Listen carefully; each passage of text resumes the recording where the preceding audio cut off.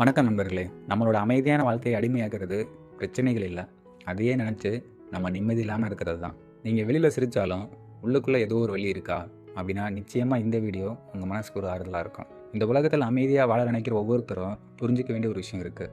மற்றவங்க மாறணும்னு நினைக்காம நம்ம என்ன மாற்றிக்கணும்னு முதல்ல புரிஞ்சுக்கணும். அதுக்கான முதல் விஷயம், நம்ம மனசு ஏன் அமைதியாக இல்லைன்னு யோசிங்க. நம்ம வாழ்க்கையில் பிரச்சனை தர எல்லாரும் எப்போவுமே நம்ம பக்கத்துலேயே இருக்கிறது இல்லை. பல பேர் நம்ம நினைவுகளில் மட்டும்தான் இருக்காங்க, அதுவும் அவங்க சொன்ன ஒரு சில வார்த்தைகளில் மட்டும். அதனால் அமைதியாக இருக்க அவங்களோட நினைவுகளை மட்டும் நீங்கள் ஒதுக்கி வச்சா போதும். ரெண்டாவது, தனிமை. எப்போவுமே வேலை, மொபைல், ஃப்ரெண்ட்ஸ் இதை மட்டுமே யோசிக்காமல் கொஞ்சம் நேரம் தனிமையில் இருந்து பாருங்கள். தனிமையில் இருக்கும்போது தான் உங்களோட சிந்தனை திறன் அதிகமாக இருக்கும். அப்போது உங்களை நீங்களே கேள்வி கேளுங்க, நான் சரியான வழியில் தான் போகிறேன்னா? என்ன செஞ்சால் என்னோடய லைஃப் மாறும்? இந்த மாதிரி நீங்கள் ஆழ்ந்து யோசிக்கும் போது உங்களுக்கான பதில் நிச்சயமாக உங்ககிட்டே கிடைக்கும். அமைதி வெளியில் எங்கேயுமே இல்லை, அது உங்களுக்குள்ளே தான் இருக்குது. மூணாவது முக்கியமான விஷயம், ஃபர்கெட் சம் பீப்புள். என்ன தான் இருந்தாலும் ஒரு சிலரை மட்டும் நம்மளால் மன்னிக்க முடியாது, அவங்கக்கிட்ட விளக்கம் சொல்லவும் முடியாது, அவங்கள நம்மளால் மாற்றவும் முடியாது. அப்போ என்ன செய்யணும்?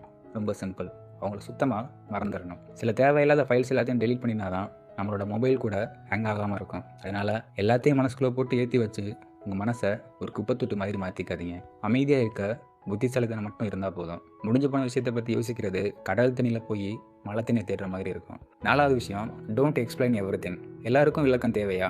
நம்ம செய்யக்கூடிய மிகப்பெரிய தவறு இதுதான். எல்லாருக்கும் எல்லா நேரத்துலையும் எல்லா விஷயத்தையுமே எக்ஸ்பிளைன் பண்ண நினைக்கிறது. உங்களை புரிஞ்சுக்க நினைக்காத ஒருத்தருக்கு நீங்கள் 1000 விளக்கம் கொடுத்தாலும் அது அவங்கள பொறுத்த வரைக்கும் வெறும் ஒரு இறைச்சல் மட்டும்தான். அப்போது நீங்கள் அமைதியாக இருந்தால் உங்களுக்கு பதில் தெரியலைன்னு அர்த்தம் இல்லை, நீங்கள் சொல்லக்கூடிய பதிலை அவங்க ஏற்றுக்க மாட்டாங்கன்னு தெரிஞ்சுக்கிறது தான். எப்போவுமே நீங்கள் ஒரு பூந்தோட்டம் மாதிரி இருங்க, அப்போ தான் பட்டாம்பூச்சிகள் உங்களை தேடி வரும். அஞ்சாவது விஷயம், சில நேரத்தில் இல்லை என்னால் முடியாதுன்னு சொல்லி பழகுங்க.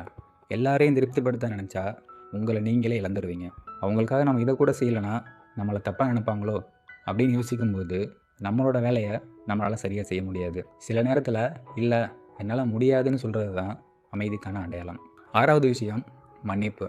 மன்னிப்பு கொடுக்கறது பலவீனம் கிடையாது. அவங்க தப்பே பண்ணலையா, நான் ஏன் மன்னிக்கணும்? நம்ம மனசு அப்படி தான் கேட்கும். ஆனால் மன்னிப்புங்கிறது அவங்கள மாற்றுறதுக்காக இல்லை, அவங்களோட பாரத்தை இனிமேல் நீங்கள் சுமக்க வேண்டாம்னு சொல்கிறது தான். அதுதான் உங்கள் மனசுக்கு நீங்கள் கொடுக்குற சுதந்திரம். ஒருவேளை நீங்கள் தப்பு பண்ணியிருந்தால் அதுக்காக மன்னிப்பு கேட்குறது உங்கள் சுயமரியாதையை குறைக்காது, அதை இன்னும் அதிகப்படுத்தும். ஏழாவது விஷயம், உண்மையான அமைதி. உண்மையான அமைதிங்கிறது மற்றவங்கள பழி வாங்குறதுல இல்லை. காசு, பணம், ஆடம்பர வாழ்க்கை இதெல்லாம் விட உங்கள் மனசுக்கு தேவையில்லாத விஷயங்களை மறக்கிறது தான் உண்மையான அமைதி. தேவையில்லாத நினைவுகள் இருக்கிற வரைக்கும் நம்ம வாழ்க்கையை நம்மளால் வாழ முடியாது. உங்ககிட்ட எவ்வளவோ நல்ல விஷயங்கள் இருக்கும், அதை நினச்சி எப்போவுமே சந்தோஷமாக இருங்க. அமைதியான வாழ்க்கை எல்லோரையும் உங்களுடன் சேர்த்து கொள்ளும்போது வருவதில்லை, உங்களை காயப்படுத்தியவர்களை மனதிலிருந்து விடுவித்தால் மட்டுமே வரும். சிம்பிளாக சொல்லப்போனால் அமைதியான வாழ்விற்கு சிலரை மன்னித்து விடுங்கள், சிலரை மறந்து விடுங்கள். இந்த வீடியோ உங்கள் மனசுக்கு கொஞ்சமாவது அமைதியை கொடுத்துருந்தா லைக் பண்ணுங்கள். யாருக்காவது இது தேவைன்னு நினச்சிங்கன்னா ஷேர் பண்ணுங்கள். இன்னும் இந்த மாதிரி பயனுள்ள வீடியோக்களுக்கு சப்ஸ்கிரைப் பண்ண மறக்காதீங்க. மீண்டும் ஒரு நல்ல பதிவில் சந்திக்கலாம்.